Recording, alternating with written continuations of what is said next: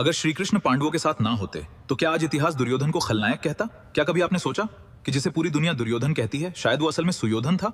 महाभारत की कहानी हमेशा पांडवों की नजर से सुनाई गई, लेकिन कभी कौरवों की आंखों से देखा है? एक ऐसा राजकुमार जिसे बचपन से ही बताया गया कि पांडव उससे बेहतर हैं, अधिक योग्य हैं और राज्य के असली हकदार हैं। क्या कोई इंसान ऐसी तुलना के बीच बड़ा होकर कठोर नहीं बनता? हमेशा दुर्योधन की गलतियां गिनाई जाती हैं, लेकिन क्या पांडव हर बार सही थे? जुए में पत्नी को दांव पे लगाना, अश्वत्थामा के नाम पर छल, भीष्म और द्रोण के खिलाफ नियम तोड़ना, क्या युद्ध में सिर्फ कौरवों ने अधर्म किया था? आप खुद सोचिए और टिप्पणी करिए। भला वो व्यक्ति जो आवेश और उकसावे में आकर अपनी पत्नी को दांव पर लगा दे, वो एक ताकतवर राजा कैसे बन सकता है? क्या युधिष्ठिर अपनी पत्नी द्रौपदी के सम्मान की रक्षा करने के धर्म से बंधे नहीं थे? एक पत्नी होने के साथ साथ द्रौपदी एक स्त्री भी थी, तो क्या एक स्त्री का अपमान होते देखना ही धर्म था?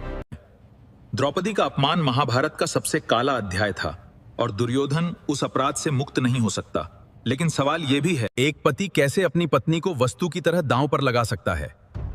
यह सोचकर मैं हैरान हूं, यह कैसे हो सकता है? जब पूरी दुनिया कर्ण को सूत पुत्र कहकर अपमानित कर रही थी, तब दुर्योधन ही था जिसने उसे सम्मान दिया, उसे अंक का राजा बनाया।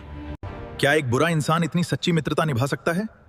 युद्ध के अंत में जब दुर्योधन अकेला पड़ा था, तब उसने सिर्फ हार नहीं देखी, उसने अपने मित्रों की लाशें देखी। महाभारत में एक सत्य सबसे बड़ा है, जहां श्री कृष्ण थे विजय वहीं थी। श्री कृष्ण ने खुद कहा था, धर्म की रक्षा के लिए कभी कभी नीति तोड़नी पड़ती, और शायद इसी कारण इतिहास ने पांडवों को धर्म का प्रतीक बना दिया और दुर्योधन को अधर्म का। अगर श्री कृष्ण कौरवों के साथ होते तो शायद आज इतिहास पांडवों को खलनायक कह रहा होता।